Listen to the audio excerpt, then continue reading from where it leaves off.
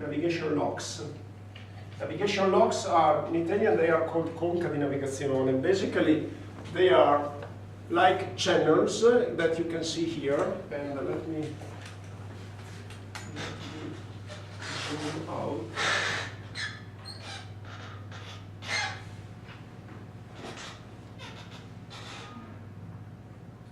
It is a very high resolution image, so it's interesting to zoom out.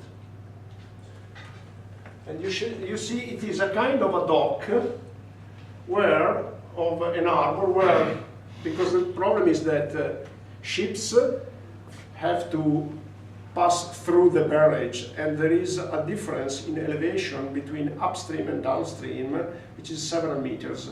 I don't remember in this case, but it is likely to be 3-4 meters.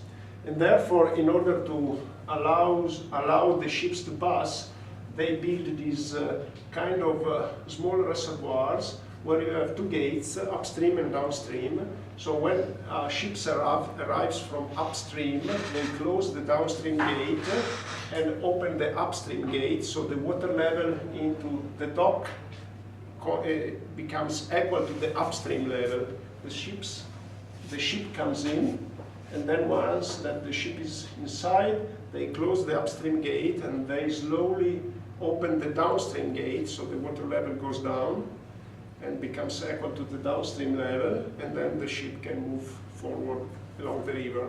And the opposite when the ship comes in the other way, in the other direction.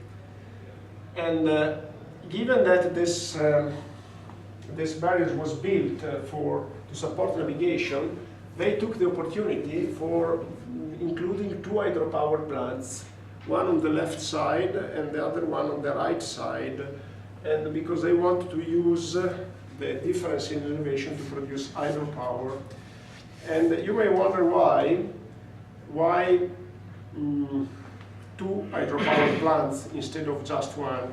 The reason is that the Danube is an international river. It sets the boundary between two states, and therefore they wanted to make sure that each one of the states along the river was given the same opportunity to use hydropower, to profit from hydropower. And therefore, that's it. And so it's not a water withdrawal, but it has something to do with our subject because of the hydropower plants. And then there is a similar example along the Po River. I leave to you the opportunity to read it, where they build a run-of-the-river hydropower plant along the Po River. And it's interesting because they used a meander.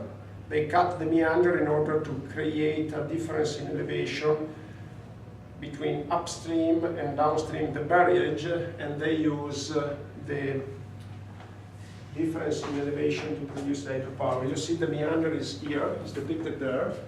It's extremely interesting because it's a long meander, and they cut the meander here and put the hydropower plant at the beginning of the meander.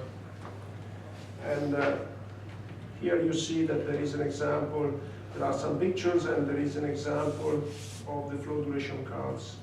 I think, no, this is not the flow duration curve, but it's an estimate of, it's a flow duration curve where they also put the benefit curves. So the benefit that can be provided by the hydropower plant.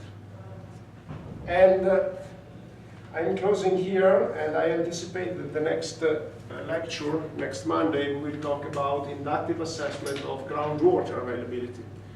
So basically for assessment of surface water availability, the subject is flow duration curve. This is the main issue. And then we are turning to groundwater. Okay.